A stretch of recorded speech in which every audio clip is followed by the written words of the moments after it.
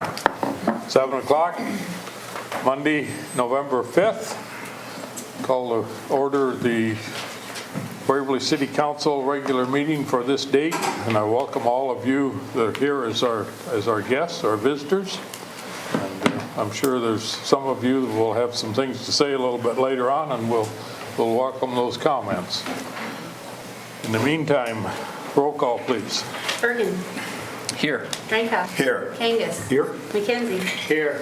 Rafi. Here. Sheriff. Present. Waldstein. Here. You would all rise and join me in the Pledge of Allegiance. I pledge allegiance to the flag of the United States of America and to the republic for which it stands, one nation, under God, indivisible, with liberty and justice for all. Thank you.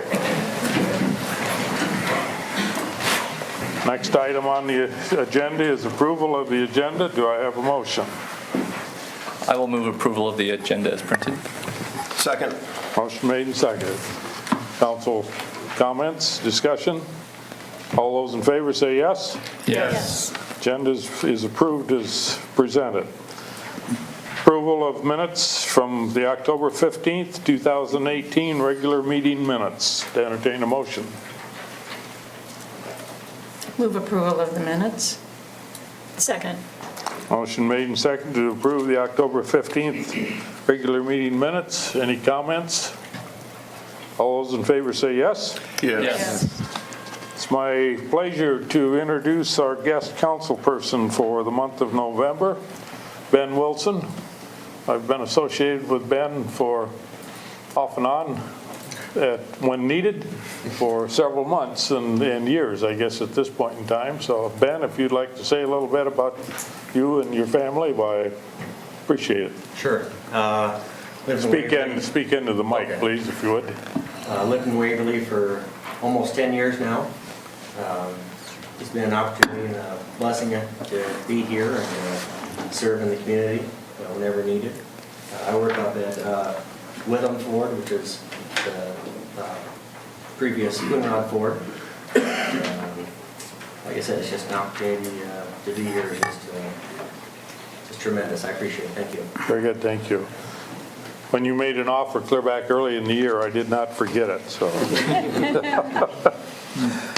next item is public comments for items not on the agenda, and so we don't screw some things up. Mr. Kevin Blashen from Intercog is here to say a few words about a grant that maybe we're working on.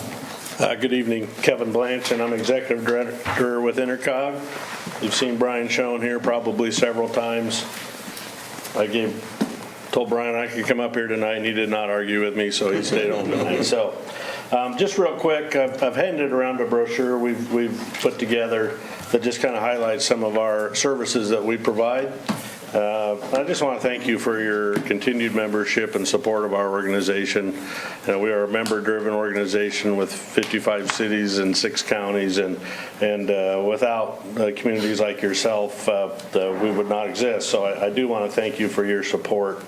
This just highlights a lot of the services that we provide, and I would just encourage, and we've worked closely with staff over the years on a lot of different things. If you have an issue, a project, whatever, just call, and generally speaking, we can help. If we can't help, we know people that can. So the other part that I wanted to do tonight real quick was just, there's another handout that's gone around on the CDBG application that we had done. There's a little bit of confusion. We sat and watched your YouTube video of your city council meeting. That was a great discussion, and a lot of those, I think a lot of those questions that you had were very valid. First and foremost, and we've already discussed, we do not score the applications. We submit the applications. Those applications are scored by Iowa Economic Development Administration. If we would have scored them, we would have got funded. So, so just to clarify that, I can see how that could get misunderstood, and that's no problem. A couple things we did want to stress. Certainly, we were very, very close, as you saw. We were 0.25 points out of funding. So we certainly would strongly recommend that you take a look at applying again. A lot of that groundwork has been done. We've done a lot of that along with city staff. The other issue, one of the other issues was with the local match discussion. Well, it's kind of one of those things, they don't require a local match. I've been writing grants for about 35 years now, and if I have 2 grants that have scored the same and one has local commitment, local funds in the project, and one doesn't, I'm probably going to bump that one up that has the local match in. So that's really kind of that unwritten rule where it kind of comes in that some local match into the project would be recommended. Obviously, you're not going to be making any decisions tonight. We'd be glad to come up. And I talked to Brian. We thought, mid to late December would be a good time to make a decision on whether you move ahead with that application again. That give us plenty of time. The survey's done. We don't have to do that again, and some of the other groundwork has been done. So, any questions for me while I'm here? Kevin, for our visitors that are not familiar with CDBG grant, could you give a quick synopsis of what that's for and what it involves? Sure. Well, keep in mind, I'm a transportation guy. That's my background, so I'll do the best that I can. But CDBG is Community Development Block Grant. It's a federal program through HUD, the Health and Human Services, Urban Development. Thank you. It's been around a long time. We use that for a couple different programs: housing rehabilitation, owner-occupied housing rehabilitation. And then water sewer projects is another portion that they'll fund. We've funded CDBG projects through some disaster funding, which we unfortunately have been involved in a lot, including in Waverly here. So it's a program that's been around a long time. It is federal, so there are federal, those strings that are attached to that. It's based on low to moderate income. We can either do an entire community that meets the 51% low to moderate income guidelines, or a target area, which is what we did in Waverly for this past application. So a pretty popular program. We did 4 applications this go around. We got 3 funded. This one was one that was just right at the end. I would caution that you can put local match in the project. We can bolster the application, and it could still not get funded. It's a highly competitive program, and you're going to be competing against all new cities for those funds. But we've identified a few things in there that we think we can add to the application, assuming that you go ahead with it.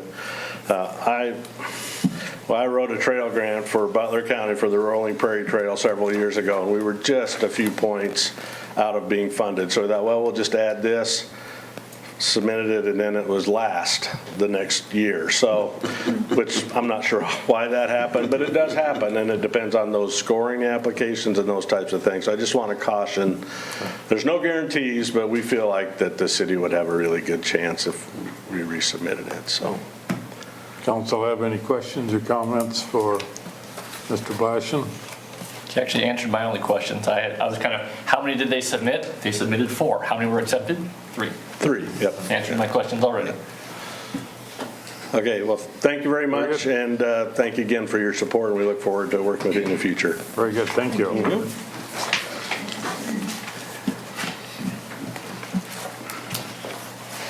Anyone else in the audience have something to? 3808 Monahan Drive here in Waverly, of course. Good evening, council members Rothley and Drenko. First of all, I'd like to thank you for taking the time on Saturday morning to join our group of concerned citizens of Waverly to field opinions, hear questions and testimonials regarding the road diet and the effects it has had and will have on our community. Thank you. For those not able to attend, the event was live streamed and is available on the Waverly Online Town Hall Facebook page. I'd like to take a moment to reiterate my statement from Saturday that we need to proceed with thoughtful and meaningful dialogue on the many issues currently at hand within our community, and do so with dignity and respect. Be it face-to-face, email, social media, or any other means of communication, it must be with dignity and respect. Citizens, When we engage with our neighbors and those who are elected to listen and then represent us, we need to only provide verifiable facts as well as our opinions. Council, decisions made on emotions alone are dangerous and very costly. Decisions made with personal gain for oneself or someone else is unethical and intolerable. To those businesses that are reluctant to speak out, I encourage you to step forward. Your customers want to hear from you. They need to know your struggle, to know that your store specifically needs our support more than ever. Us saying shop downtown is just simply not enough. As you well need to go beyond just flipping your open sign every morning. You need to ask for the sale.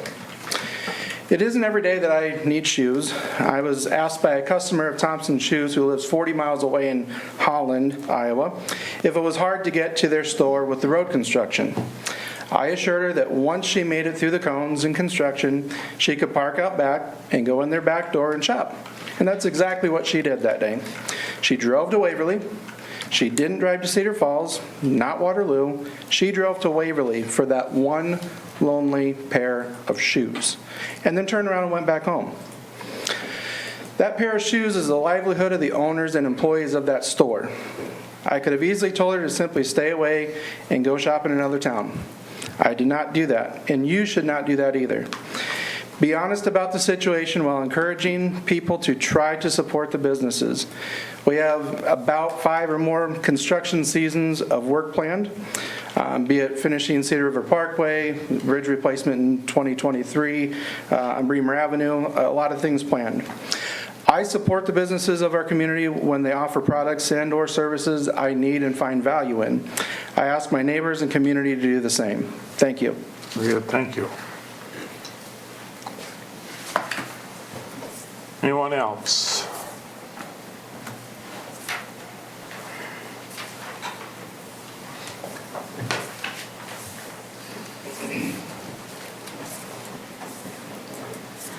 Good evening. My name is Michelle Chavez, 408 Brown Lane. It's nice to see you folks all again. I was here at the last meeting and brought up some concerns that I had. I have some additional concerns regarding the road diet. Since then, I have seen lots of traffic jams in the mornings and evenings. I have witnessed actually people risking accidents by jumping out to turn left onto Bremer Avenue. In fact, one day somebody was turning left out of Fairway and cut off the vehicle right in front of me. That could have very easily turned into a car accident right there. The other night, I was going westbound on Bremer Avenue, and the person directly in front of me in the 35 zone was going 28, which isn't a huge deal, but when you have rush hour traffic going through Waverly and you have one person going well under the speed limit, that's going to increase the gridlock that we're already seeing.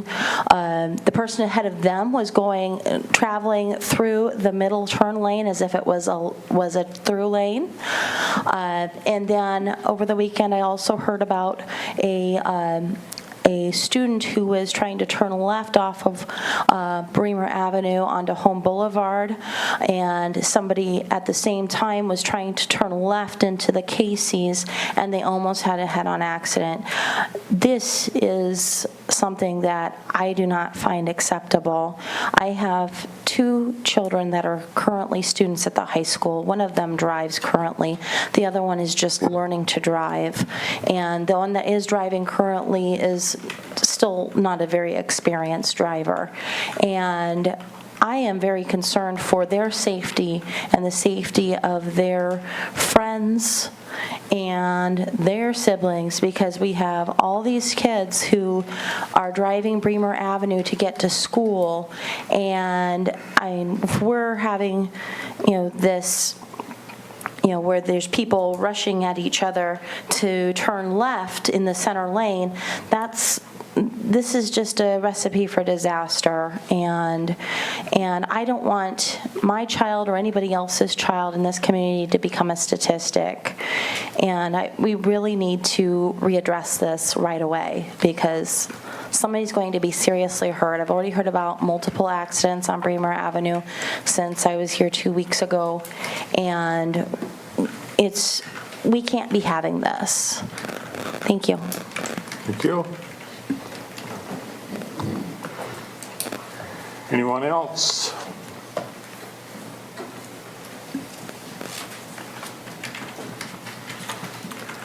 Good evening, Council and Mayor Matthew Schneider, Ward 5. Good news is I don't have to give you any more vacation stories because we just can listen to our residents, unfortunately.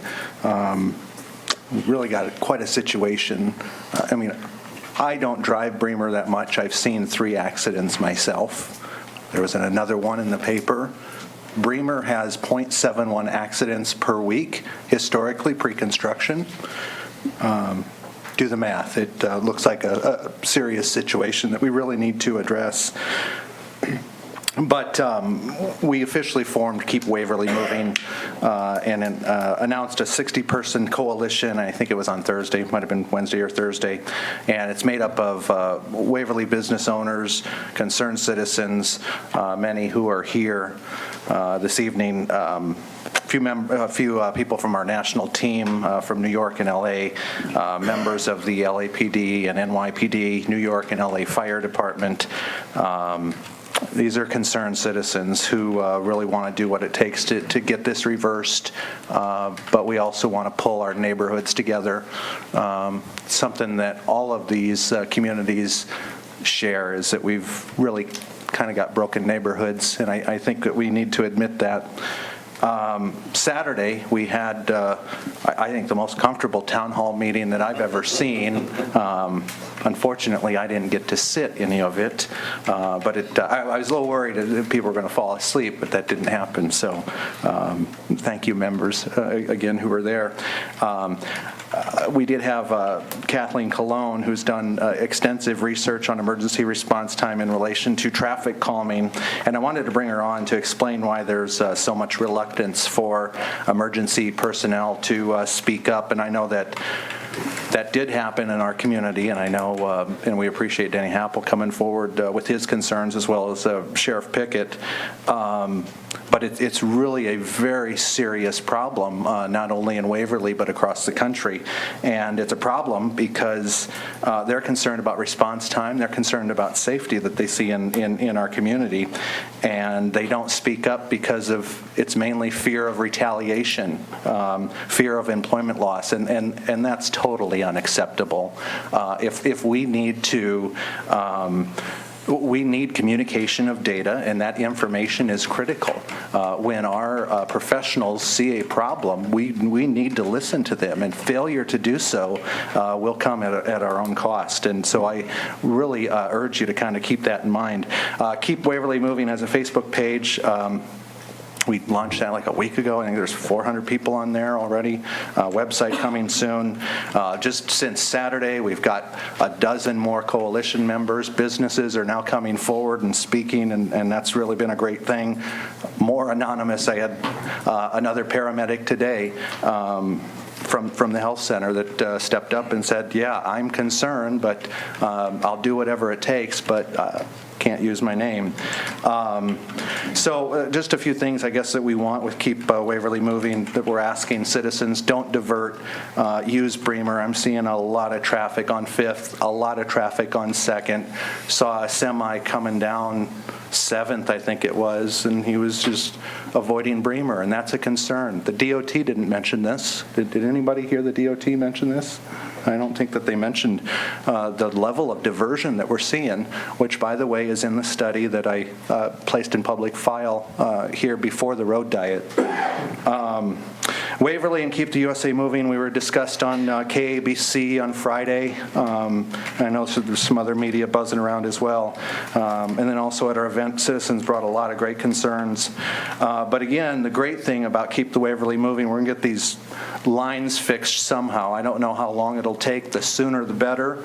It is creating damage every day.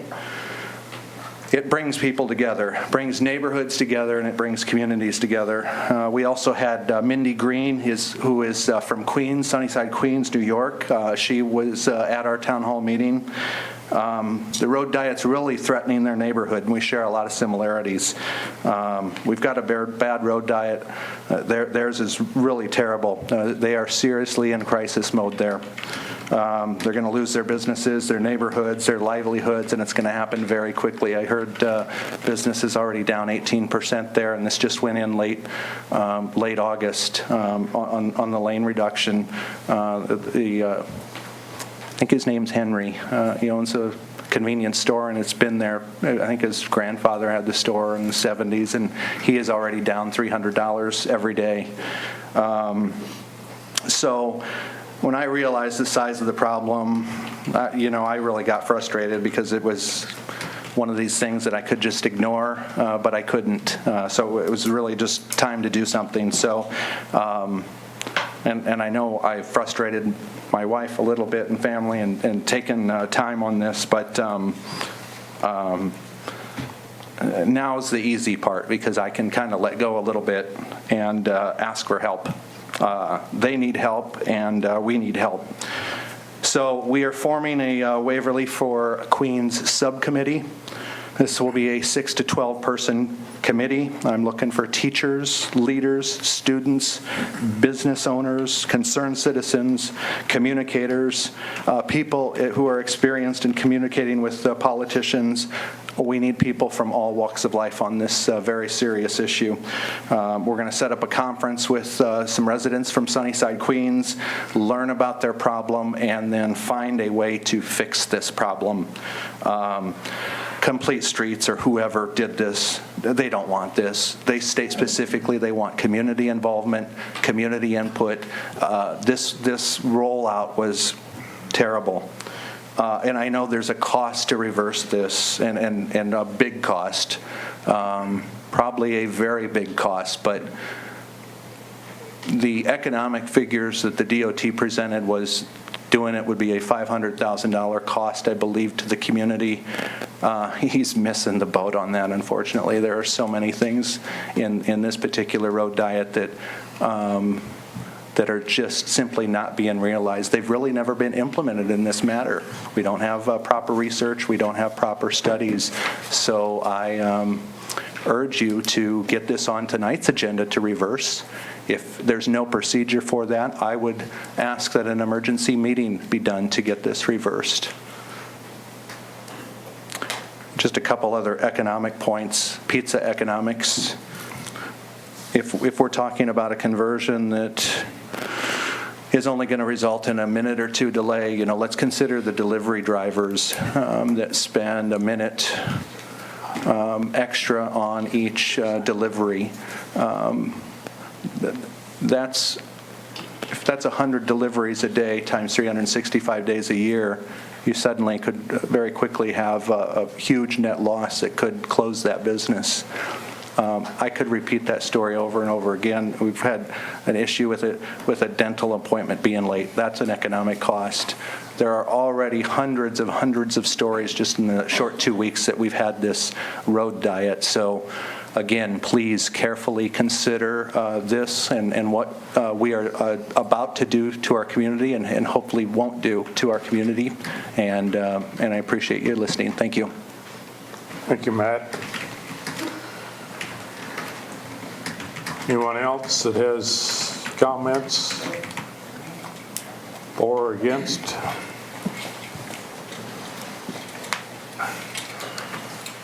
Hey guys, how's it going? Good. My name's Tony Skaggs, and I'm a concerned citizen, and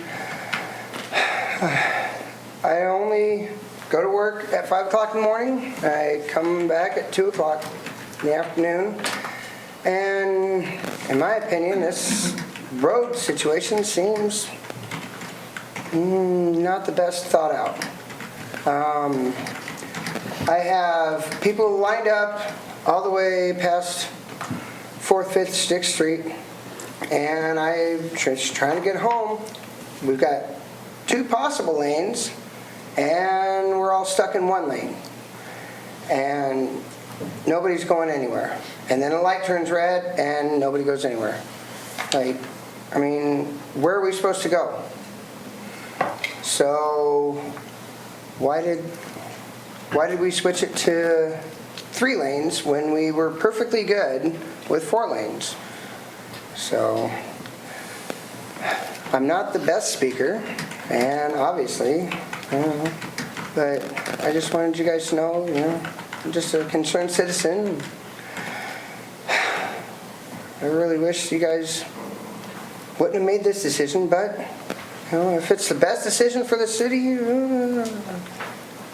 I don't know. But thanks for listening to me. I'm going to make it short and quick, and I'm glad that you all listened to me. Very good, thank you. Have a great night, guys.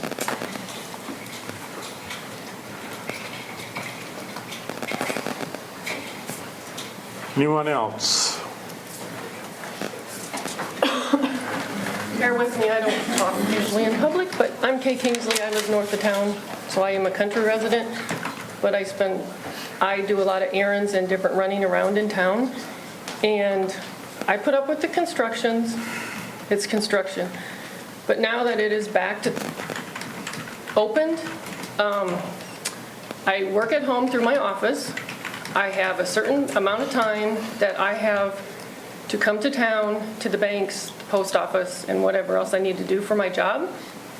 Anymore, and it doesn't matter, I've done it different times of the day, but I have to be home by 2 o'clock to watch my grandkids. Since this road has opened, and I have done my running different times of the day, mind you, but since it's been open, it takes me 2 days to do my errands and my running and my banking that used to only take me 30 minutes. Because I do not have enough time to run from my house, which is 4 minutes from town, do my errands on the east end, the west end, and the south end, and make it back home by 2 o'clock. You guys need to really reverse this. Thank you.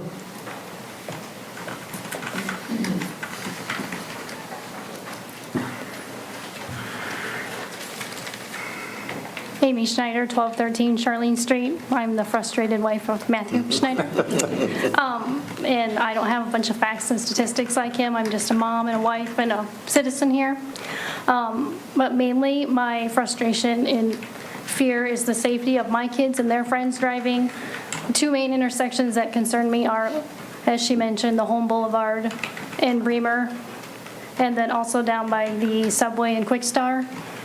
And then also, I went down to dinner the other night. It was rainy. I couldn't see the lines on the road. So if I can't see the lines, someone that's 80 probably can't see the lines. Someone that's 14 probably can't see the lines. And I'm less of a good speaker than Tony. So, Tony, I'm more nervous than you. But I know that you guys have a tough job, and I'm not opposed to trying things. But some things have to be fixed on it if we're going to keep it. And I went to the meeting about the 3-lane, and I guess I didn't pay very good attention or when it was done, but I didn't realize that it was just going to be one big lane with a few arrows, so people don't know when they're supposed to get over. And I know it's not a bike lane, but it does say in the resolution it can accommodate bikes, so maybe we need to put like no bikes or make sure that people know they need to watch if there's someone on a bike there. So that's just my 2 cents worth. Thank you. Thank you.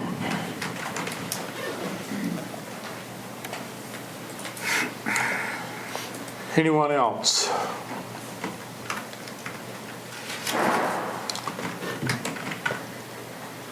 Typically, we would not respond to the public comments during the council meeting. But I think that it deserves some time. And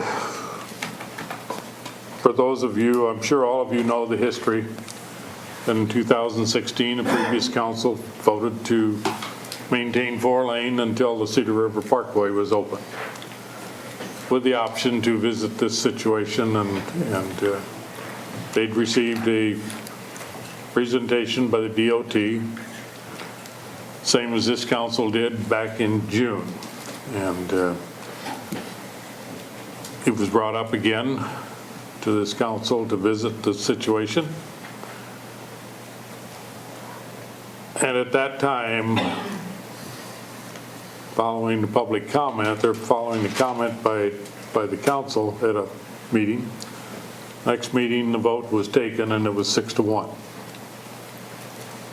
I had the option to veto that vote, but with an overwhelming majority, it would not have gotten any further than the next council meeting, and the veto would have been overturned. I'm thoroughly convinced of that. 4-3 might have been a different story. So here we are. Road's been open a week or two, at least the majority of it. I have not seen the accidents. I've seen them reported in the paper. One of them was attempt to make a left turn in front of an oncoming car. Left turn off of 4th Street Southwest in front of a southbound car on 4th Street Northeast. So that was not caused by the 3-lane. There were a couple rear end accidents. That was not caused by the 3-lane. Every accident at the rear end is an inattentive driver of some kind. I think the police chief would back me up on that. So the accident rates at this point, and in visiting with the chief prior to the meeting, has not been anything that could be attributed directly to the 3-lane road. Ma'am, the statement about speed limits, and somebody was only driving 28, if you come down Bremer Avenue from the east, there's been a speed limit monitor there for the past week or 10 days. Speed limit's 25 through the central business district. So anyone driving over that technically violates the law. This was on the west side, sir. But the 25 goes all the way through till about 7th Street, 8th Street on the west, if I remember right. West of that. And so 35, I've been known to drive slower than the speed limit for various reasons. So patience is all that can happen. I want to reiterate again that the space between the 2 white lines is not a designated bike lane. Iowa law says that you can ride bikes down the highway through a travel lane without getting in trouble. That, quote, buffer lane would apply the same way. So it's has dual purpose. One, to separate the passenger, the parked cars from the travel lane. At this point in time, we'll be lucky to get all of the crosswalk painting or a balance of the painting done before really cold weather sets in. It's being done by Iowa Plains under contract with signage, under contract with the DOT. So that leaves us till at least next spring before we get the rest of the painting done. By the same token, the DOT would not come in and get rid of the existing lanes that have been painted there and try and paint 4 lane.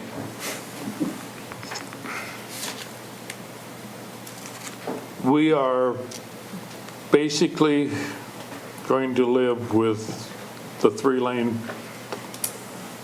configuration for at least 2 years.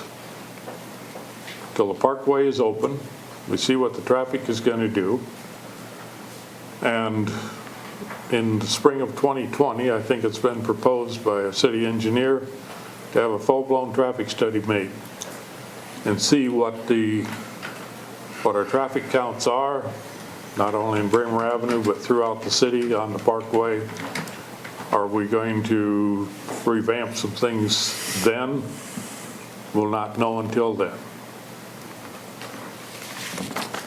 I appreciate all the data that Matt has brought forth over the past few weeks. He and I have visited various times about it.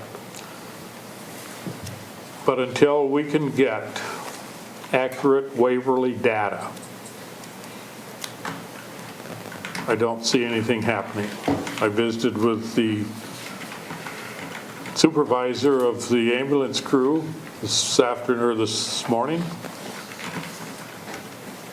They've not had a lot of calls, but those that they have had,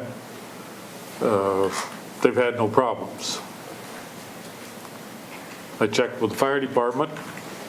My grandson, who's on the department, they haven't had a call in the last 2 weeks that he knows about. So we don't have any data from there. I've already talked to the police chief. He's not sure that there's been any problems other than what's been discussed already. So I know the old cliche of bear with us is not typically an acceptable answer that you'd like to hear, but there's still some tweaking of the traffic signals to do. There's still some tweaking of even painted lines to do.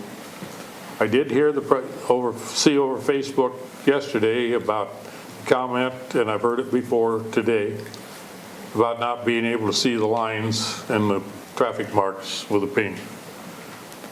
We will address that at a construction update meeting Wednesday.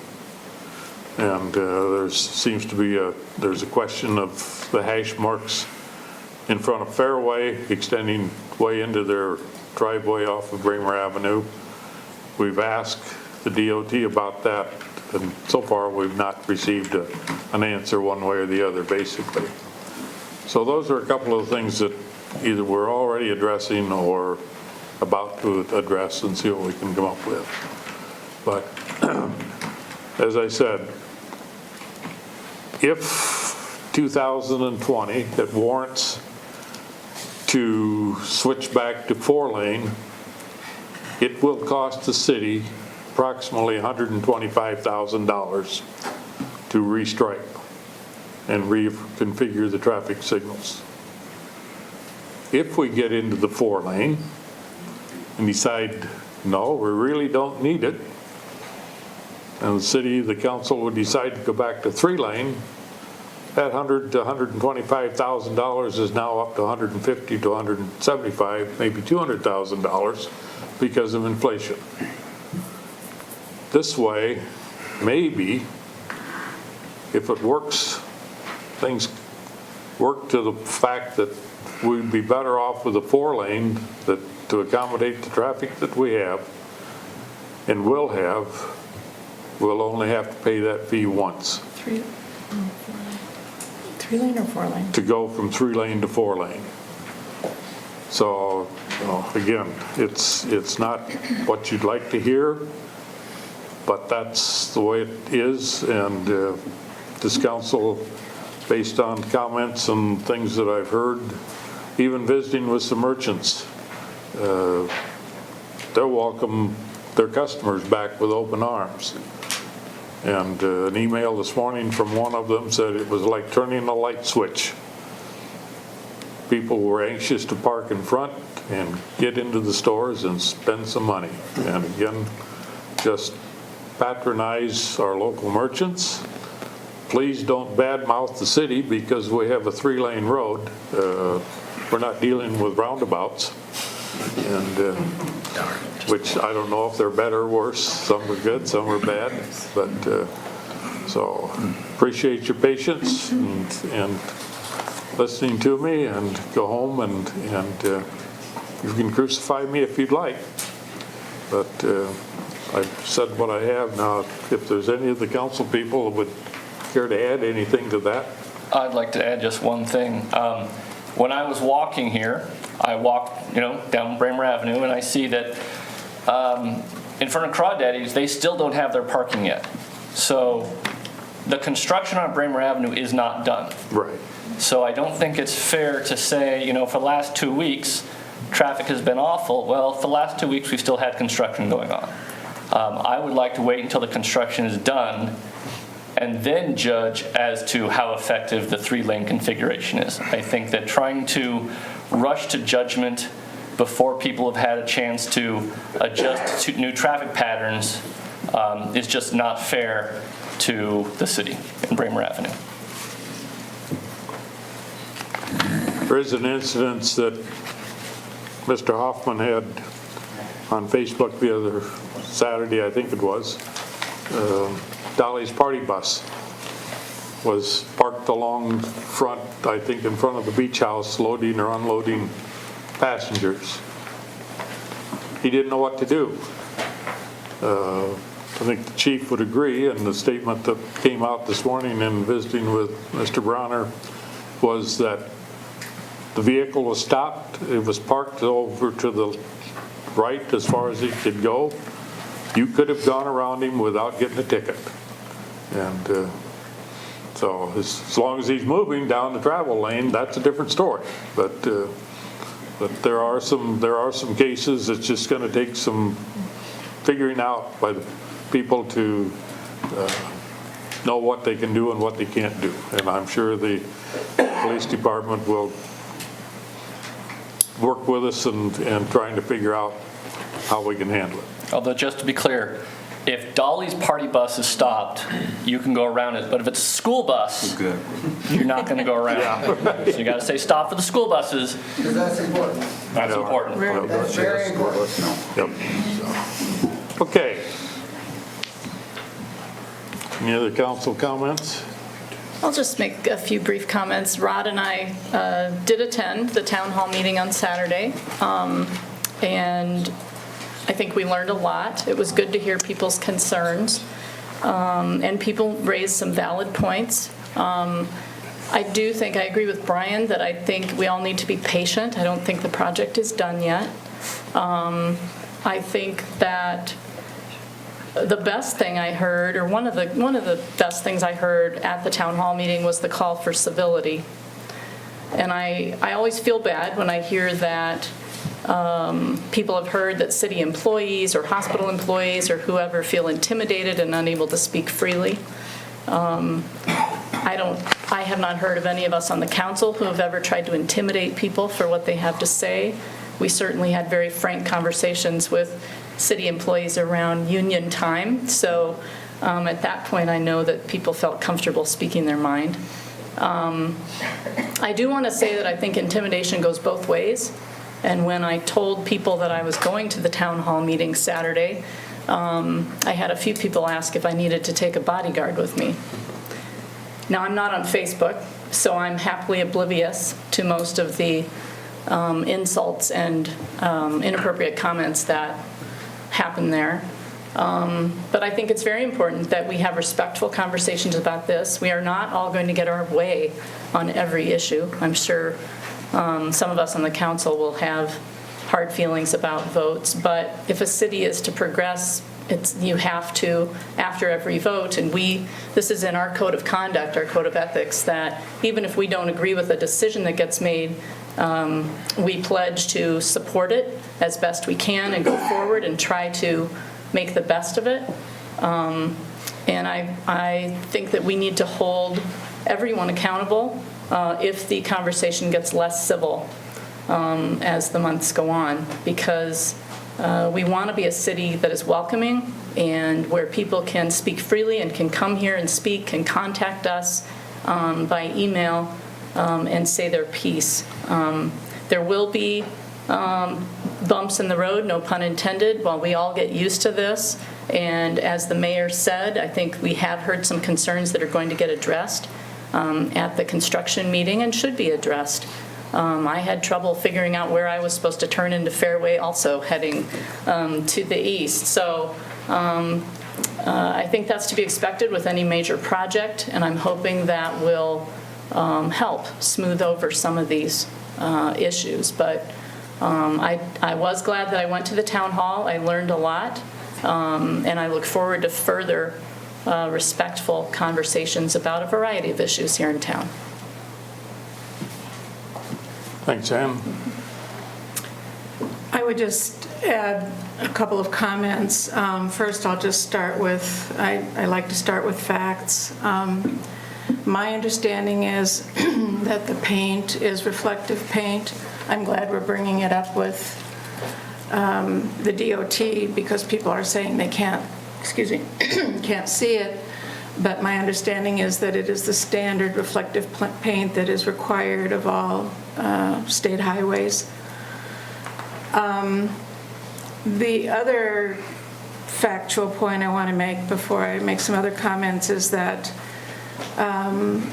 we really aren't able to put a retraction of this action on the agenda tonight. Somebody asked for that. And I just want to, clarify that that's not possible for us to do. We have to have something like that on the agenda in advance, and it has to be a public notice. And so even if we wanted to, that would not be possible to do tonight. So I just want to add that procedural fact. Some of the other more subjective comments that were made, I would just like to speak for myself, saying that I certainly am not interested in having any child become a statistic. That's exactly what those of us, well, I'll speak for myself again, why I voted for the 3-lane. Now, we may disagree about the safety and the research that's behind that, and we should continue that discussion over this next time period until this can come up for reconsideration again. I understand that we may disagree about the research and the conclusions we draw about that, but I just want to be very clear that I, and I'm sure others who voted for this, did not vote for it because we were putting children at risk, or thought that we would be putting children at risk. I'm not sure what broken neighborhoods means, but I'd like to talk more about that, Matt. I don't believe we have broken neighborhoods. If you're talking about the city of Waverly, I'm not sure exactly what you mean, but I have great faith in the citizens of Waverly to do the right thing, to tell us what they think, to vote for whomever they want to vote so that the city can continue to be the best it can be. So I don't believe we are broken, if that's what was being said.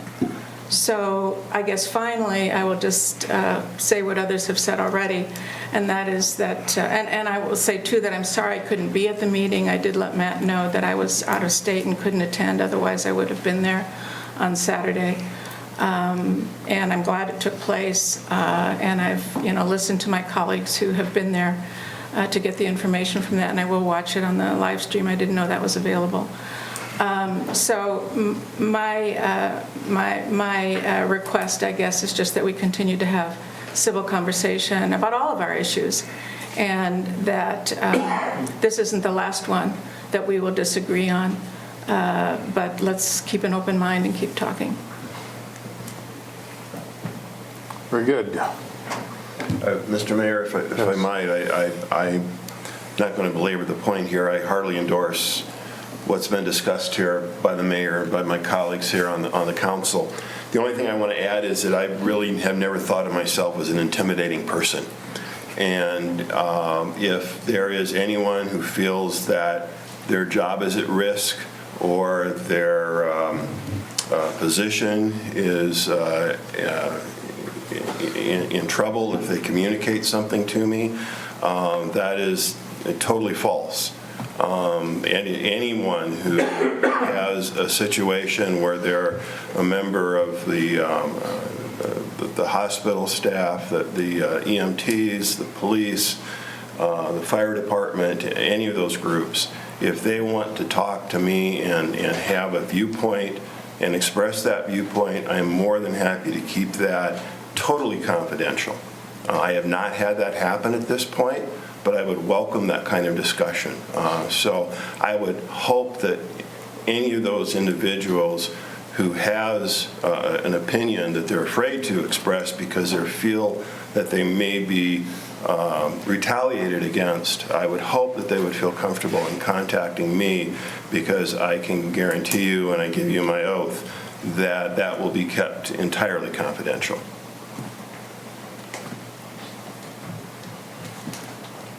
Okay. I think everyone has spoken their piece. I appreciate your patience, your understanding, and we're not through with discussions, I'm sure of that. But you know the background and kind of where we're at and where we probably will go and how we're going to get there. Okay. So we'll move on with the rest of the agenda for tonight. Again, thank you for your attendance. And,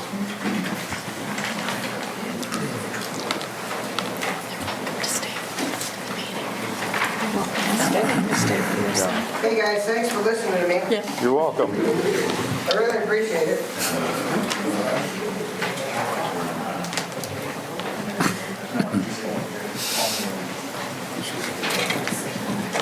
Thank you so much, sir. Thank you.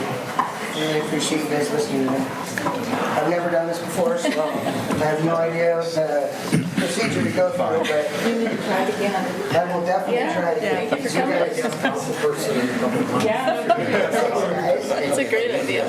He's on his side. I'm not a public person. Thank you so much for listening to me. It's a good idea. You guys have a great night. You may not want to. He gets off at 2 to take a nap. We'd have to make a short meeting. Okay, moving on with the agenda. The next item is the consent calendar. Following items will be acted upon with a single motion without separate discussion unless someone from the council or public requests that a specific item be considered separately. Item number 1, approve the purchase of a Dodge Ram pickup for the Government Buildings Division from Kruger Motors of Waverly, Iowa for a total of $23,767. Pay request from Kramer and Associates Incorporated for the Cedar River Parkway East Improvements 2018 for the amount of $35,150.73. Pay request from Kramer and Associates Incorporated for the Cedar River Parkway East Improvements 2018 for the amount of $87,440.85.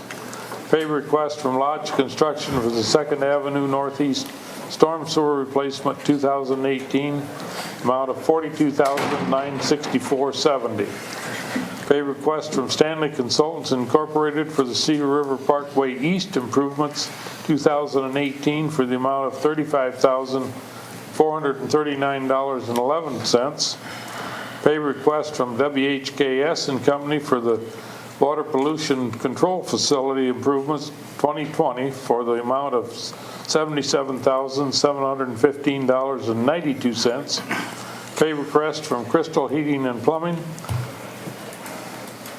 for the storage building demo and tree removal for the South Riverside Park Improvement Project Phase 1 for the amount of $17,650.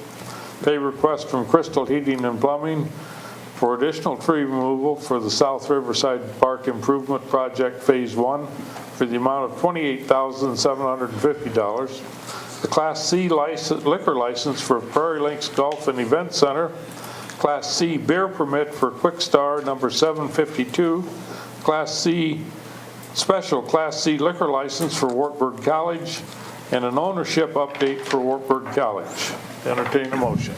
I would move approval of the consent agenda, but I would request if we could pull out the last two that relate to Wartburg College and discuss those separately.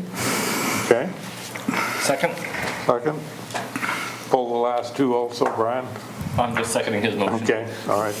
Very good. Items 1 through 10. Any other discussion?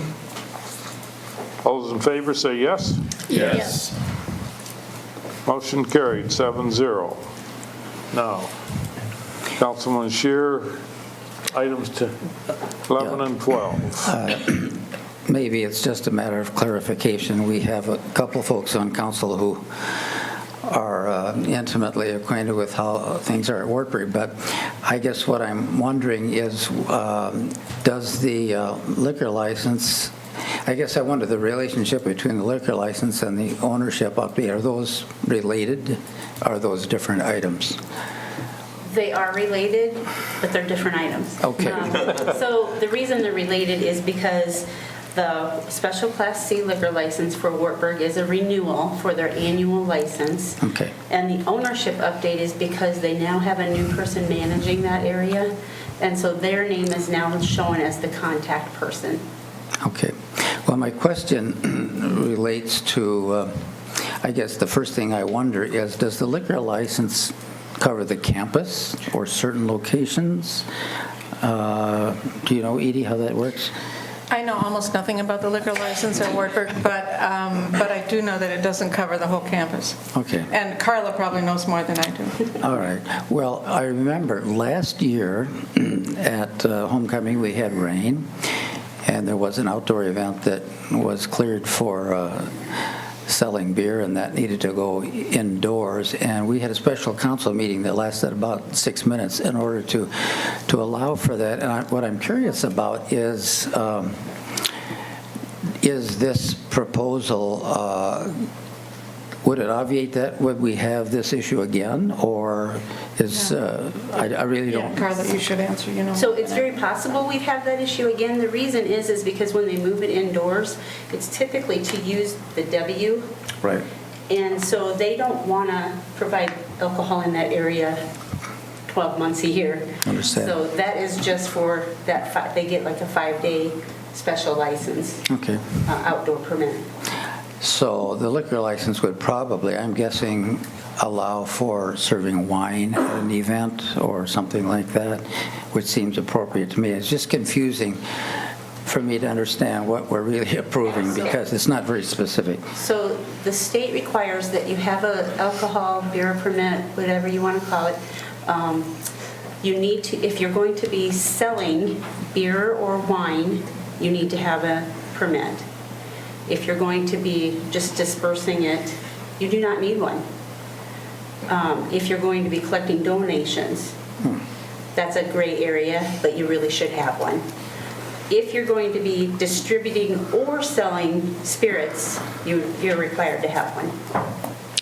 Okay, so Wartburg has a Friday afternoon event where you can purchase alcohol, so this would cover that. Right, it's just, I think it's just individually served. It's not like you purchase bottles, but correct, yes. Yeah, okay, very good. Well, I'm not sure that it's much clearer, but I'm not really worried about it, just was kind of confused. I would move that we approve the last two items on the consent agenda. Second. Motion made and seconded. Discussion? All those in favor say yes? Yes. Motion carried 7-0. Regular business, item number 1, Resolution 18-153, a resolution approving a minor subdivision request for subdividing the property into 3 parcels, creating parcel JJ, parcel KK, and parcel LL at 1515 East Bremer Avenue. Entertain a motion, please. I'll move approval of Resolution 18-153 as read by the mayor. Second. Motion made and seconded. Council discussion. So just from my understanding, is this one parcel that's being subdivided into 3, or is it 2 being subdivided into 3?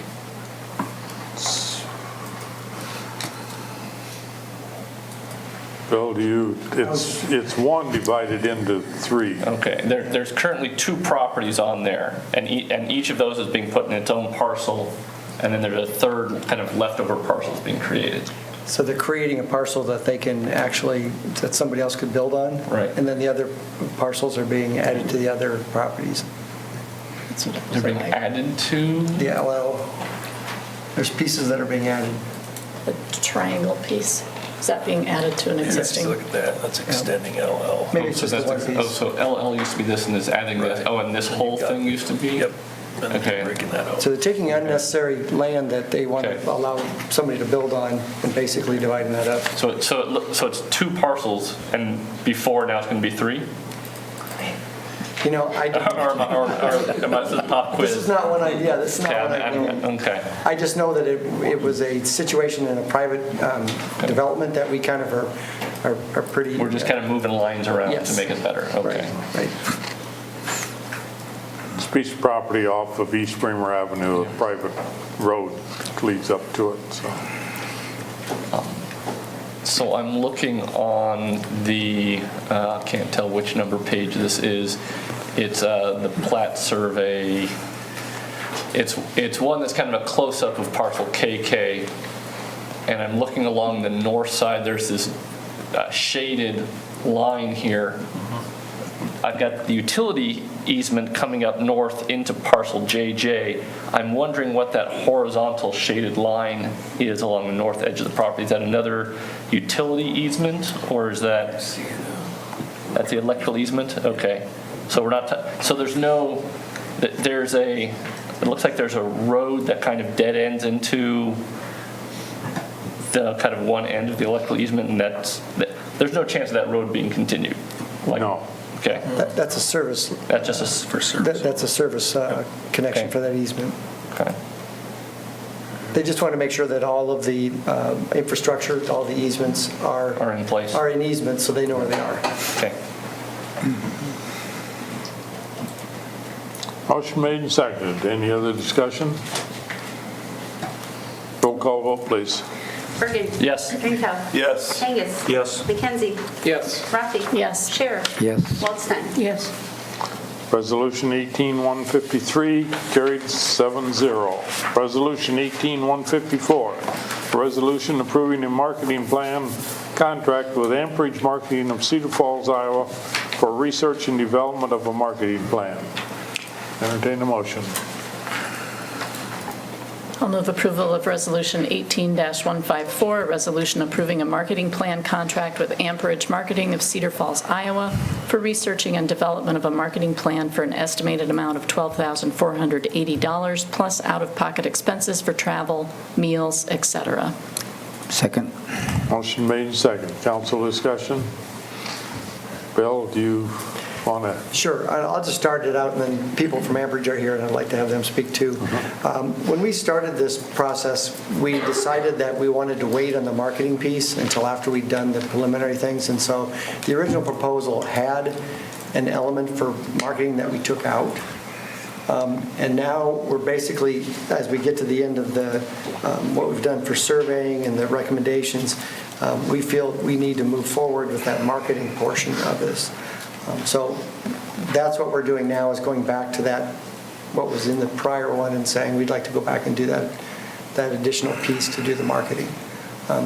We spent some time doing a logo review of our current logo, and we spent actually quite a bit of time doing that, and determined that we had just adopted that new logo not too long ago, and we felt like we'd rather focus on other things with brand recommendations rather than changing the logo that the city uses.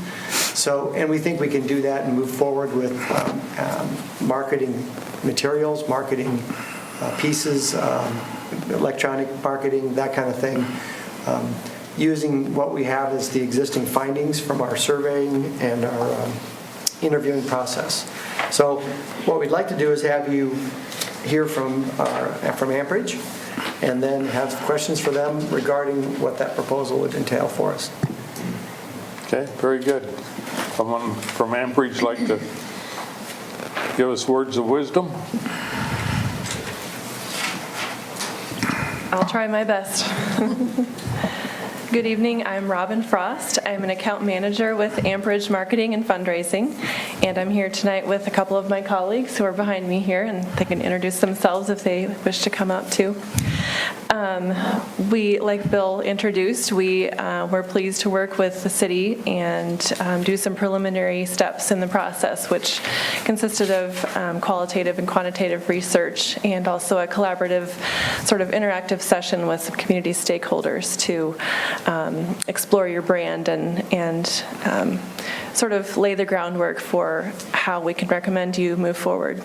Like Bill also said, that original plan included a marketing plan, and that's sort of the next logical step in our process that we follow with any of our clients. So as we came to the end of our research stage, we found ourselves kind of floundering a bit because we were ready to move on and just needed to have your approval to make that next step to move forward with the marketing plan to put into action all the research that we have developed so far. Very good. Questions from council? I have a question. Does Waverly have a brand right now, in your judgment, or are we trying to figure out how to have one? So that was one of the items that we uncovered in our research, was that the brand has not been well-defined. And I think I feel someone coming up behind me to talk about that. Erin Bishop is our research strategist at Ambridge and led our research projects. So she can speak a little bit more to that question. Thank you, Robin. What we did in the first part is we really started to lay the foundation for what is that brand. It was determined that Waverly really doesn't have a brand. So part of the research was to uncover, one, what should that brand be? What is the brand and messaging that the residents of Waverly and those key stakeholders can get behind and support and live moving forward? That's a key piece of any brand. We can come up with a catchy tagline and theme, but if it's not true and relevant, then it's not going to resonate with anyone or inspire action. So that was the first part of what went into the research. We developed a brand platform, which really started to lay the foundational elements for what that messaging needs to look like moving forward. And now as we would roll into the marketing plan, if you approve that is when we would roll into what does that thematically actually look like and how do we communicate that message. So not only a theme line, creative concepts, but then tactically, how do we work to get that message out and recruit workforce to the city, recruit residents, and actually start to move the needle on the brand and measure those efforts. To see if they're effective. Well, I was going to ask you what you thought of our brand, but I guess we don't have one, so you can't. But I would guess you found some themes, some common threads that would make for a brand. Absolutely, absolutely. There's definitely common themes there. Like I mentioned in the brand platform that we developed, those foundational elements are there. Now it's just taking those foundational elements and fleshing out the messaging in a way that's simple, using tactics that are relevant and resonate and reach the target audiences. So I guess most people would think of marketing as the actual, well, people like myself who are uninformed about marketing would think of it as the actual sell, but it sounds like you still have to hone the message of what are we trying to put forth as what Waverly offers. Absolutely. So it's still development. Absolutely. Like I said, the foundation of the message is developed, but the message needs to be, I'll say, tweaked and optimized depending on which audience you're speaking to. A message recruiting a skilled worker to come and live and work in Waverly would be a little bit different than just quality of life messaging that you would put out there trying to recruit a retired individual to retire in Waverly. Those messages are a little bit different, so now it's refining those audiences and communicating the same foundational message but optimizing that so it resonates with them. Aaron, I've got a question either for you or for Brian. And hi, Brian. I guess I've always been a little skeptical of the way that these operate in a municipality, particularly one the size of Waverly. Certainly, it would not make sense to have our branding efforts not be followed up by putting together a marketing plan. It'd be like buying a car and then not buying the tires, because the marketing plan is what does it. If you don't have the marketing plan, the branding effort is wasted. But the marketing plan is wasted if there's not implementation. And I've seen too many of these where we spend a lot of time and money putting together, doing all the groundwork, putting together a marketing plan, and it clunks, it sits there, and nothing happens. So if we're going to be implementing a marketing plan, who is going to be implementing that plan? Is that going to be city staff primarily that will be doing that? Is it going to be the Chamber of Commerce? Is it going to be your organization? Who's actually going to be implementing that marketing plan? I can answer that, and I can let Brian or Bill jump in there as well. We certainly can. Amperage has the bandwidth and capabilities and expertise to fully execute that marketing plan. That's part of the discussion that will happen with Bill and his team on how much can you internally implement, or can other resources implement? How much do you need our help implementing? Amperage prides ourselves on, we play well in the sandbox. So if that's us implementing portions and working with other partners and internal city staff, Chamber of Commerce staff, however that might look like in order to all implement the plan together, that can be done however it works best as far as timeline and budget. Okay, because I want to make sure that the members of the council here realize that we are going down a path where we are going to have other funding requests as time goes on.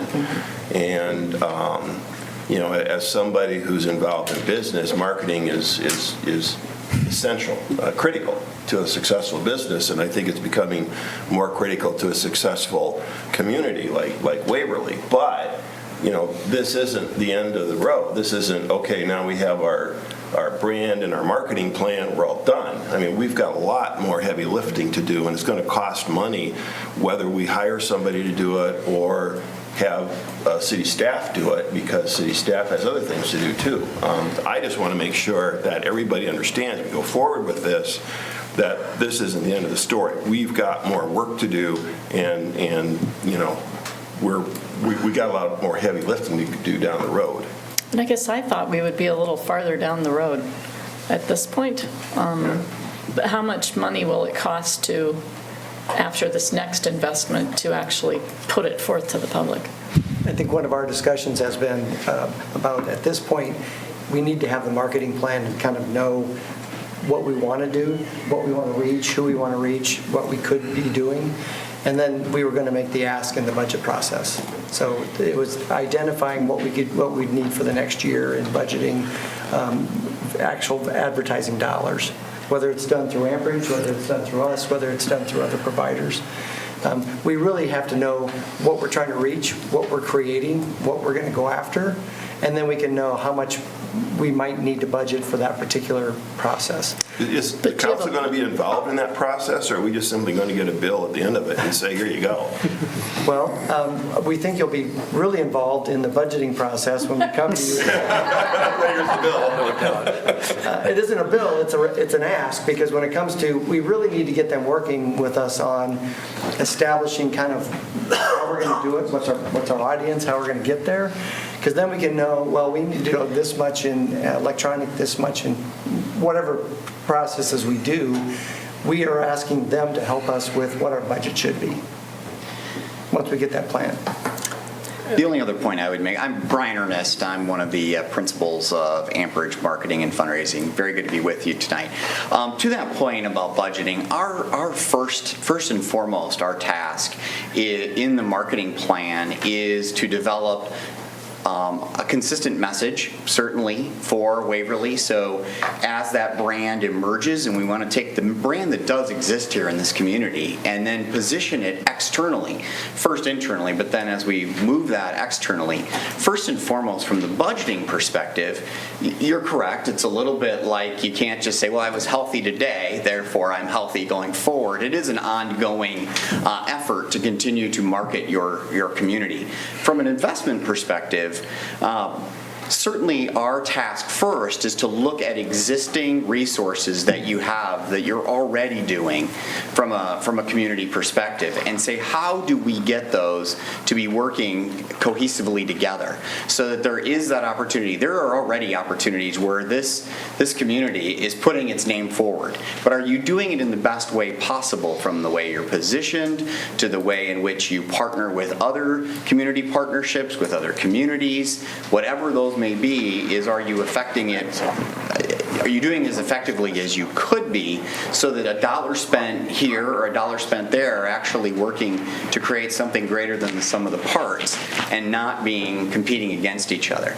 Then layering on top of that, what are the strategies and tactics that can take that message even further? If there are specific strategies about recruitment, about business growth, about community development, whatever they may be, that on top of there, what would the investment need to be in order to do that effectively over what period of time? And those would certainly come back as recommendations. But if nothing else, this plan will give you the current efforts that are being made by the city a game plan. What to do consistently on your website, your social media presence, how you talk about the community, all of those kind of things to really polish that up before taking it externally and what that investment might be. So can you give me a ballpark figure? You showed us materials from Mitchell, South Dakota. Yeah, and I don't mean to, that would maybe not be the best comparison because Mitchell also has a large tourism budget with it and needed to do it, but certainly from a city perspective, from a kind of repositioning internally, bringing lots of different entities together, over a couple of year period, we're probably in excess of $100,000 over a 3-year period. That was probably a little more aggressive than what a community the size of Waverly needs to be, but just to give you a ballpark of even what they're investing. You have some experts even in your own council that could probably tell you. To Rod's point, I think Economic Development Commission's talked about this quite a bit, and that's one of the key things they had was this can't be something we just set on the shelf. As I've looked at this, we just had a discussion at work today. We're in the process of backfilling for a position, and corporately, Keene Mutual has taken a little bit different stance the last 6 months. They used to try to sell the job. They've removed about 50% of the job-related things and put community and company things. We're a green company. Madison has high bike traffic, selling the community and the company and not worry so much about what the job is. And they've seen about a 30% increase in applications, and of those they receive, they estimate that 50% better candidates are applying. So I think, yes, this is the city's brand, but I'm certainly hoping it's positioned that we can hand it off to our business leaders and say, here's how to help sell Waverly or sell your potential hirees on Waverly and the community.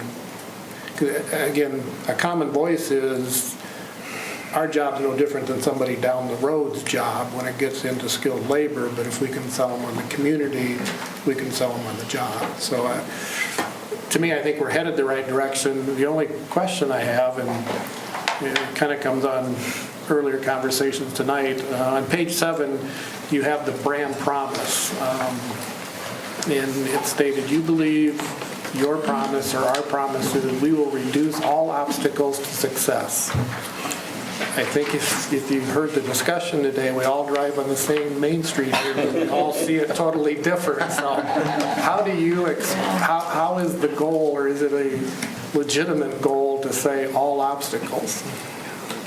Yeah.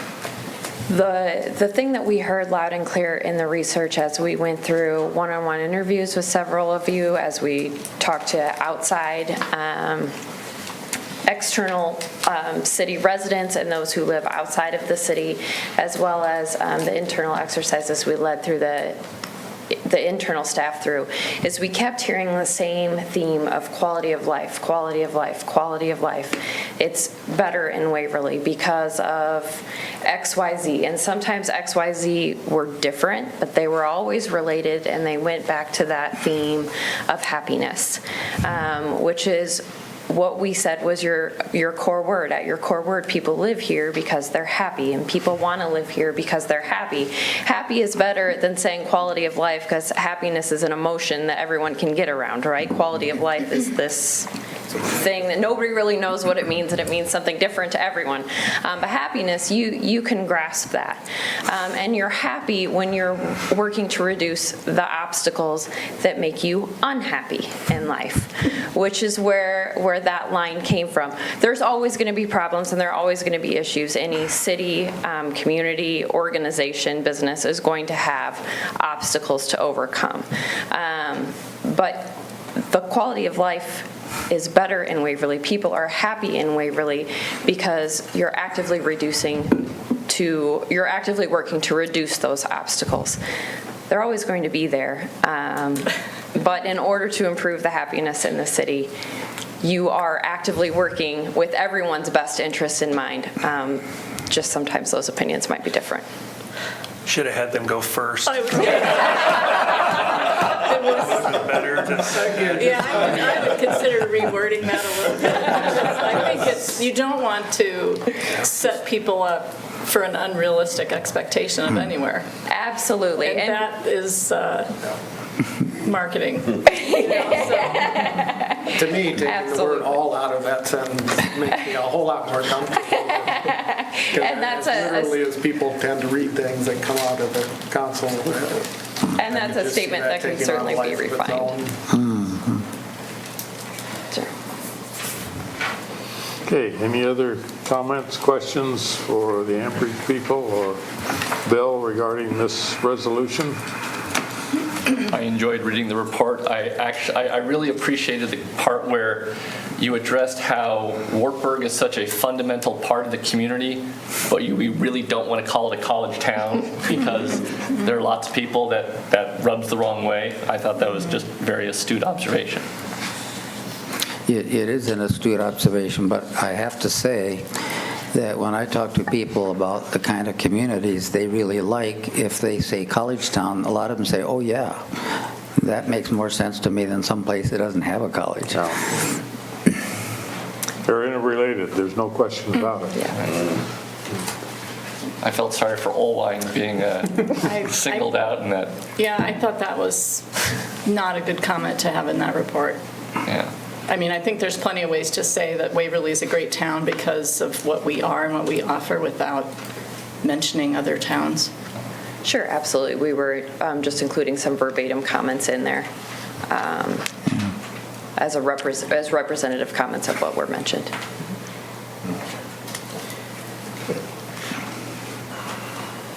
So should we expect you to bring us a suggestion for a slogan of some sort for Waverly? A theme, absolutely, for the campaign moving forward. Whether that would get adopted as an official tagline or slogan, certainly it could, but there would definitely be a theme for the campaign. Doesn't sound like Waverly, your happy place, is the one. Happier than other places. Which less we will happy not than name. some. Yeah. Well, the grump lives to the east.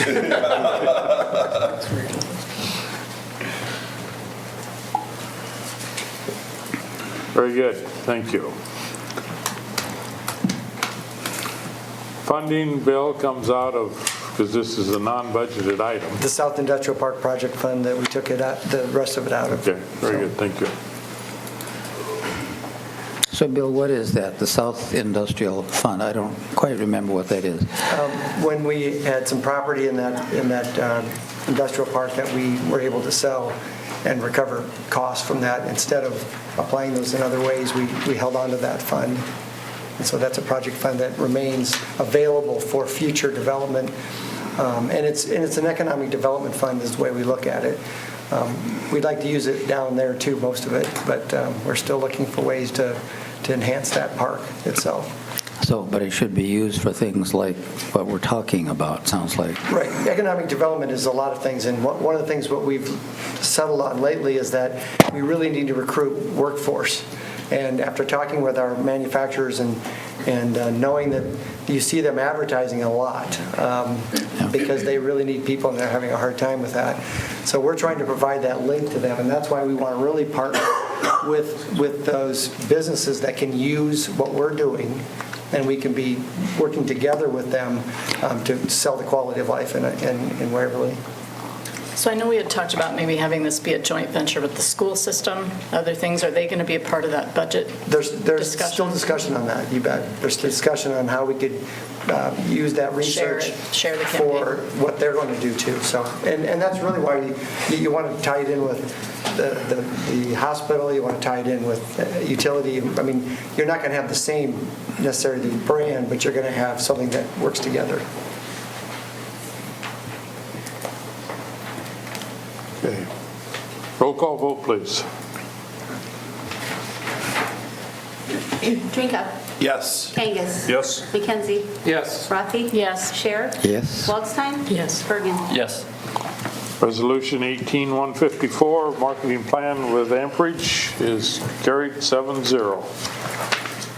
Resolution 18156, a resolution approving amendment number 1 to the original West Water Tower lease agreement between the City of Waverly and New Singular Wireless PCS LLC, managed by AT&T Mobility Corporation. Entertain a motion, please. I will move approval of Resolution 18-156, resolution approving amendment number 1 to the original West Water Tower lease agreement between the City of Waverly and New Singular Wireless PCS LLC, managed by AT&T Mobility Corporation, to update the language and address the possible installation of a generator and additional equipment for technology upgrades. Second. Motion made and seconded. Council discussion. Can anybody tell us what the generator would do? I don't quite follow that. I can help with this. I worked on the contract with Mike and Jean. They already have space, and they have since 2001.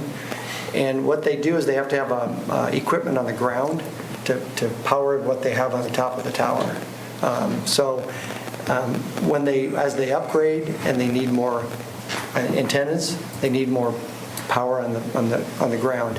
And in fact, this one is really a very simple amendment, and we probably wouldn't have been too worried about it, but they get more concerned about these things than we do because they're really not moving off of their space. They're on lot number 5, and they're actually fitting it into that lot number 5. And so they wanted to make sure that they weren't going to be somehow charged more for having more equipment within that lot. And so we just said, that's fine, we can upgrade the agreement to actually show that they're putting more equipment within that space. So it really isn't that they're using more space than they were.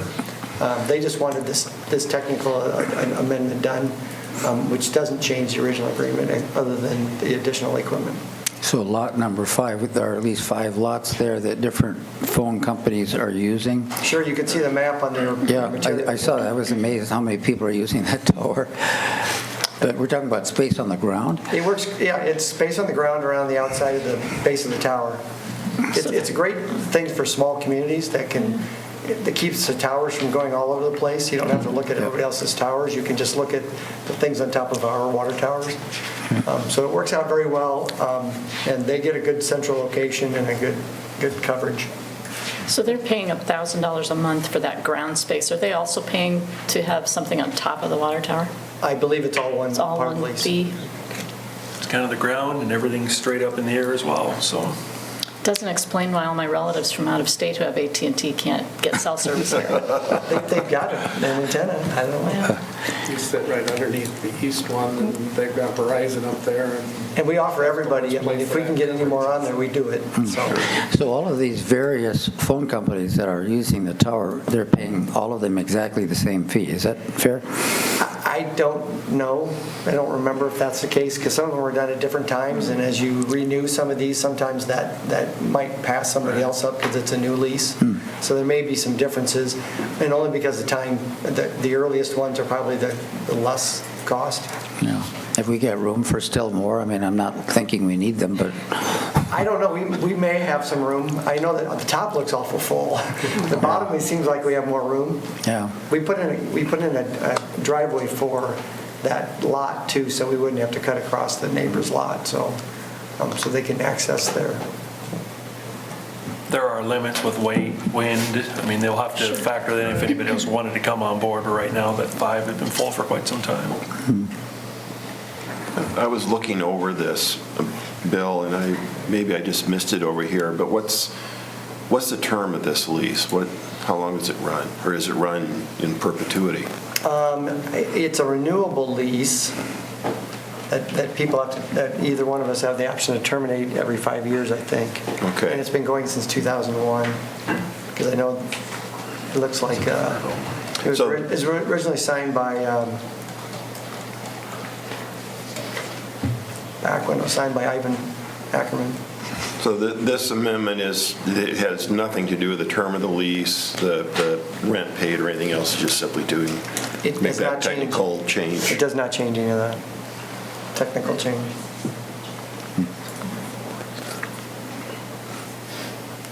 Looks like it is you can go renewable, for which 4 means additional terms of 5 years apiece.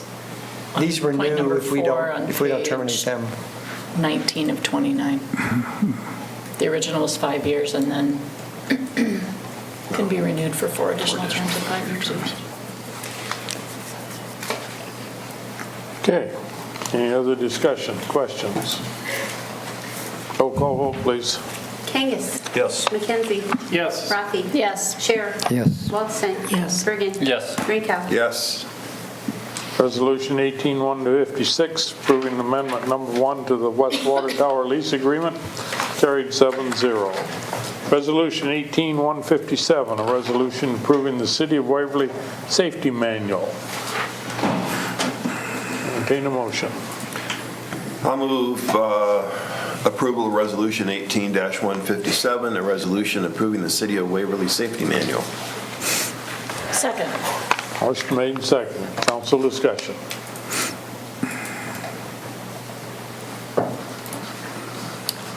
James, was there input into this from employees from various departments and? There is. We have a safety committee. Everybody's gone through it. It's been sent out. HR's looked at it. We tried to outdo the handbook in size. I think we accomplished that. You did it too. Thank you for not calling a council committee to work on this. No, we didn't do that. There was a lot of input in this. This has taken quite some time to get put together. We've actually been working on it for 3 years. Oh. As a safety committee. So is this There's new? a lot to it. Is this a new document or is this replacing something? No, it's just an upgrade. The last time that we had one was 1999. Oh my God. So we're in need. Right. Okay. We're much safer now. So you had to address cell phones. I was going to say. Okay. Any other questions, discussion? Roll call vote, please. McKenzie. Yes. Rafi. Yes. Sorry. Scher. Yes. Waldstein. Yes. Drinkow. Yes. Bergen. Yes. Kangas. Yes. Resolution 18-157, approving City of Waverly Safety Manual, carried 7-0. First reading of ordinance 1048, an ordinance amending section 105.4.09, handicap parking, and section 105.4.10, additional parking restrictions of the Waverly Municipal Code. Entertain a motion. I'll move the first reading of ordinance 1048, an ordinance amending section 105.4.09, handicap parking, and section 105.4.10, additional parking restrictions of the Waverly Municipal Code. Second. Motion made and seconded. Council discussion. I guess the only question I have is I assume that all of these parking restrictions will, in handicap parking areas, will be appropriately marked at some point with signs or paint or some other way. Because I noticed my number 35 that I brought up before about the no truck parking in front of the family video is still in here. And while I don't have a problem with that, I think it's a little bit silly, but I assume that there will be a sign that'll be put up that says no truck parking on this block or something like that. Actually, now that you remind me, it'll be lined out on the second version. Okay. It's been a little while since the first attempt at this. The only other item I wanted to bring to council, and it's the timeliness is uncanny, but we have been having a lot of discussions with the hospital and the parking surrounding the hospital. apparently, and Andy talked this well years ago, there was an attempt to try and keep staff parking in the lots. And there was a lot of enforcement trying to keep that happening, but I think that's been relaxed, if not eliminated. And so we've had a lot of parking on the city streets. And there are a number of individuals around the hospital who have expressed a lot of concern about being able to park in their streets, being able to park in their drives, blocking fire hydrants and a number of things. I've had photos sent of hydrants being blocked, et cetera. So Jim Addy, myself, I've talked to the chief as well. We've talked to a couple individuals from that area that are representing other individuals, and they are wanting to put a 2-hour parking limit on a couple different blocks that are down in that area to see if that will assist. My fear, and I expressed it to them at the time, is it'll just move it across the street to somebody else's problem or down the street to somebody else's problem, but that we would bring it to you to be considered. And so as part of this, I would ask you to at least look at that consideration. And for the second reading, I'll have this to you, the areas. It's literally 4 blocks, one side of each of those blocks that they're requesting the 2-hour parking. But again, I'm not 100% sure this will be the issue they think will be to solve it. When talking to Jim, there are just a number of more employees and they have places to park. And that's why the expansion is starting. That's why that'll be addressed in the next couple of years, but it's still a couple of years. And so this is an attempt to try and alleviate some of that issue, maybe by thinning some of the parking in those areas. But I do believe, and again, I mentioned it, I think it will just push it to other possible parts of the neighborhood. But I will get that to you as a possible change for the second reading of this. Those 4 blocks, the side of the street, so you can at least look at it, review it for yourself, see where it's at, and see the issues that are being discussed. We've been down there multiple times, driven every grade of that area, and some do have heavier parking areas than others along the entire street being full. But it is perception, and when you live in that area, I'm sure it's much more of a hassle than it would be for those of us driving through it. So to consider that, again, I will put that in an email to you, the areas that we were talking about, let you drive it, and we can reflect on that maybe a little more in the second reading. Are there other solutions? I mean, is there something temporary for 2 years that the hospital could do to try to alleviate some of the employee parking challenges? It's difficult because a number of the employees parking are not even employees of the hospital. They're contracted in, such as the clinic workers, and they're not, or the doctors that travel in, they aren't part of the staff. And so even to try and implement something for the staff does not alleviate the problem. And this has been talked about for months lately, and so this was kind of the only item we could come. We talked about putting no parking on the street, and that was not well received since people that are wanting this are wanting to park in front of their houses. And then there was talk about doing it for residents only, which became a policing nightmare. I don't know how you establish who that is. And so since we do have 2-hour parking in some other heavily congested areas, that seemed like a possibility to at least bring to you to be discussed. And again, I'll have you drive the grid, see where it is, see the problem areas that are being discussed, and then we can have further conversation about it. But again, it's 4 blocks total, and it's only half of each block, one side of the street that's being proposed. So why is it only one side of the street? Because I didn't want to do both, honestly. I think if you go in too heavy, when you undo that, you'll have much more repercussion than it wasn't enough when we do a little more. So I did not want to back off something and then have that conversation later as to, now this is happening because you took this away. And so we can always go a little more. I hated to come back and take away what we'd done if it was too much. Where else in the city do we have 2-hour parking? We have some at high school, Wartburg. We have congested areas that we've tried to address the same thing. This is not the only area of the city that has this. It's just one of the newer ones in the last year that has really started to ramp up that parking. I don't know if it happened or not, but I did ask James to pass along to the folks that are asking for it if they would maybe go up and talk to the individuals, some residences around the high school that are living with the 2-hour parking, because there are some disadvantages too. They hopefully will be fixing a problem in their mind, but it may be creating a different issue. So I recommend that they talk to the folks in that area. I guess that was, I know James and I have talked about this before, and that was kind of my concern was, number one, 2-hour really means up to 4 hours, because if they're parked there for 2 hours, you get a call. My understanding is you mark it. That's when the 2-hour starts type thing. So, and then that restricts homeowners to 2-hour parking. That's correct. that was brought up to them, and they still think this is an option, and it sure seems like it till it happens, and then we'll be getting tires chalked to homeowners as well. And if you move it 4 feet forward, that's still been moved. Now it's 8 hours total to get it done again. I don't disagree. It was a compromise to bring it to you, and I will reiterate this to them as well again, but that is the request to put before you to at least consider for the next reading.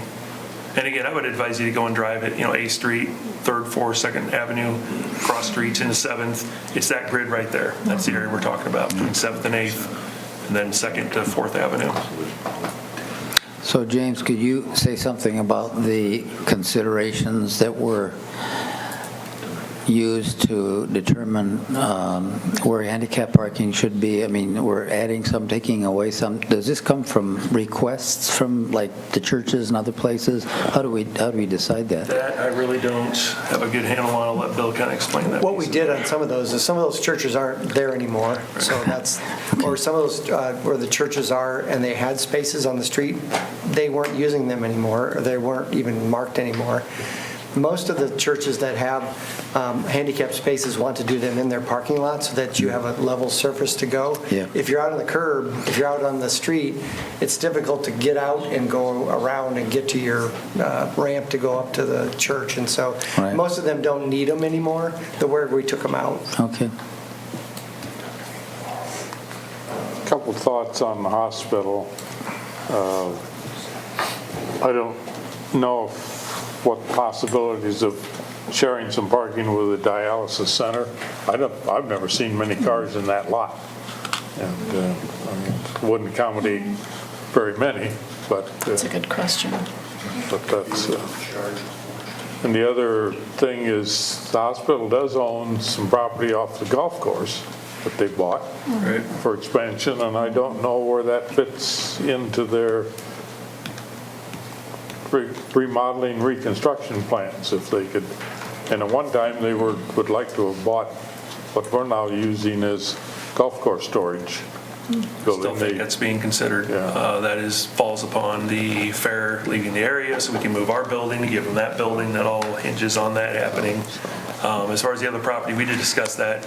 It becomes snow removal, trying to make a gravel lot instead of tearing out and putting in a concrete lot when they are going to do the expansion very soon. They're getting the funding in place right now. I think they're all good suggestions. I will look at the dialysis center. I'm not really familiar with where that's at exactly. Right across the corner of 10th and 2nd Avenue. All right, I'll talk to them about that as well. But yeah, we have been talking for months about this with Jim and a little bit with Heidi, and just trying to figure out possible solutions. And it's a good, successful thing to have. You have so many people working there, you don't have enough places to park, but that does create some issues around that area. I mean, how many extra, do we have an idea how many extra spots we're talking about needing? 30 to 40, depending on if they don't grow anymore, which I think they will. And again, that's contracted. But again, if it's temporary, I mean, the best thing would be, and maybe it's not possible, the best thing would be if the hospital could figure out something as a temporary solution. But that was my comment as well. I'd rather see that happen versus the city having to address it and step in, because the other areas we have that are similar in nature, and we'll have to then look at that. But I can reinforce that and go back and talk to Jim about that again. What about parking meters? That's why we're happy. I don't think I heard that, actually. That's why we're a happy town. We don't have parking meters there. Back in, diagonal parking. The only problem with the dialysis idea is that you would need a crossing guard to get across that street at around 8 o'clock when nursing staff is showing up, because the traffic, you can't get out of the hospital parking lot at certain times of day if you want to go straight or when the high school gets out. Yeah. That was part of the issue that's been discussed as well, is the traffic flow through there. Intersection. The remote lot that's next to the fairgrounds is not always full either when they're parking on the street, because it's closer. Right. So if you can't make them do it, they're going to go, some of those people will do the closest parking places. Right. Okay, any other discussion? Roll call vote, please. Rafi? Yes. Scher? Yes. Waldstein? Yes. Bergen? Yes. Drinkow? Yes. Kangas? Yes. McKenzie? Yes. First reading of ordinance 148 to addressing Parking restrictions and handicap parking carried 7-0. First reading of ordinance 1052, an ordinance adopting the city code of the city of Waverly, Iowa, and setting a public hearing. I have moved the first reading of ordinance 1052, an ordinance adopting the city code of the city of Waverly, Iowa, and setting November 19th, 2018 at 7 p.m. in the council chambers of City Hall as the date, time, and place for a public hearing. Second. Motion made and second. Council discussion. Roll call vote, please. Scherer. Yes. Waldstein. Yes. Bergen. Yes. Drinkow. Yes. Kangas. Yes. McKenzie. Yes. Rafi. Yes. Ordinance 1052, adopting city code for the city of Waverly and setting a public hearing is for November 19th, 2018 is carried 7-0. Reports from boards and commissions. Historic Preservation Commission minutes, July 23rd, 2018. Received into record. Historic Preservation Commission minutes, August 27th, 2018. Received into record. Planning and Zoning Commission minutes, September 6th, 2018. Received into record. Economic Development Commission minutes, September 11th, 2018. Received into record. Airport Services, Airport Commission minutes, September 13th, 2018. Received into record. Historic Preservation Commission minutes, September 24th, 2018. Received into record. Leisure Services Commission minutes, October 18th, 2018. Received into record. Staff comments. I think we just have at least one with tab raiser. This Saturday, we have the Candlelight Walk event. It's from 5 to 7. I see on Friday morning we're supposed to get 1 to 3 inches of snow, so it might be a ski event, who knows. But anyway, we're hoping the weather holds, so we have a good event. We usually have about 100 people. We'll have about 8 gallons of hot cocoa, so if you get cold, you can drink lots of hot cocoa. But anyway, 5 to 7, Waverly Rail Trail, about 1.25 miles to walk out and back. Very good. Thank you. Any other staff comments? Sure. Yes, sir. It looks like tomorrow the paint contractor is supposed to be back to try to paint lines if the rain stops soon enough and it dries out. And it may be the only good time they have, so hopefully they get a lot done. So we'll have to be real patient watching because they'll be setting up on the side streets, doing the bars on the side streets. And then they'll be downtown doing parking spaces at some point.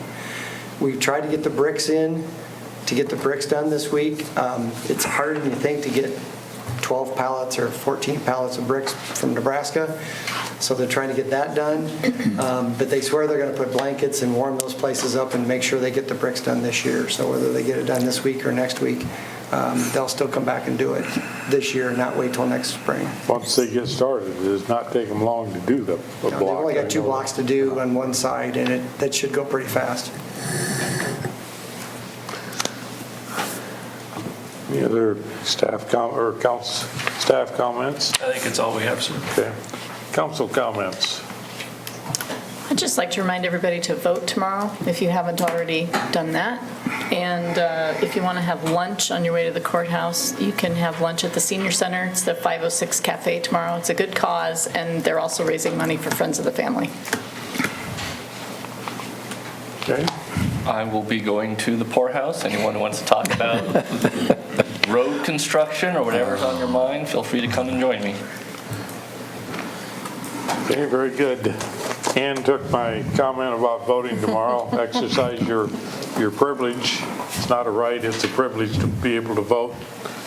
And for the Senior Center, the menu is turkey casserole and corn chowder, I believe, so it's a good menu. And they serve a good meal up there. I believe I'm going to make it. Just a quick note, the Wartburg College football team is playing their championship game on Saturday in Dubuque, so if you have nothing really pressing, you might go on over. They might need a cheering section, and I think it's either going to rain or snow, so take warm clothes.